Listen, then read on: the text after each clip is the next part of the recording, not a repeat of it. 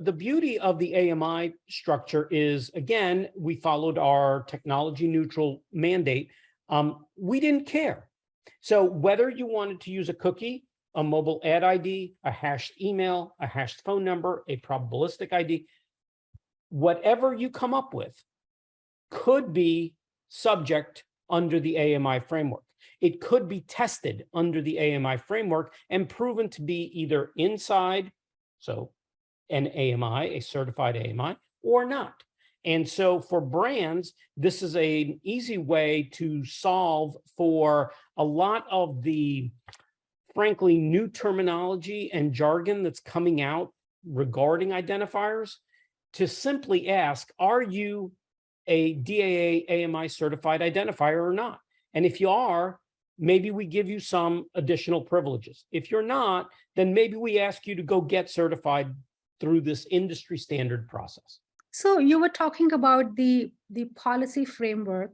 What does the AMI policy framework entail, and where is this being deployed? So what it entails most specifically is, number one, there's a certification, a third-party certification that happens right at the outset for the identifier. And so if a company subjects itself to that, that's a fairly strenuous level of rigor that it puts itself under. If it passes that, then it is allowed to go into the market and say that it is an AMI certified identifier.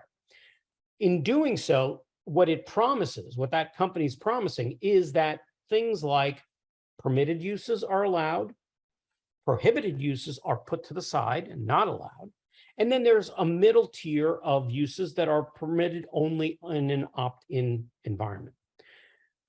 There are other parts of the framework that deal with differing legislative and regulatory requirements in different geographies. So a multinational company could easily adopt the AMI framework.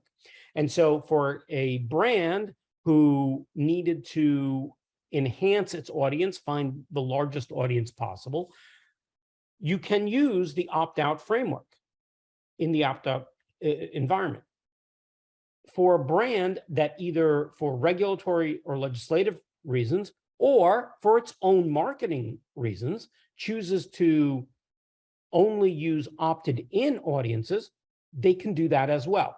And the AMI certification looks at that in advance. And so a company that has been certified is not allowed to go to market and market itself as an AMI framework unless it has a way to differentiate between those opt-in and opt-out audiences.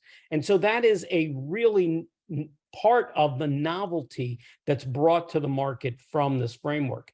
And what a brand gets out of the fact that DAA is pushing this is that there's a standard. There's one way to do this. And so you as a brand can be sure that it is being applied equally to all the companies that perhaps are responding to your RFP. Now, we are first rolling this out in the US, but we are looking to see how it adopts and how much traction it gets here in the States. And as it does that, we will look to other markets. This is very similar to the way we rolled out the Ad Choices icon back in the day, and also some of the other tools that we've rolled out over time.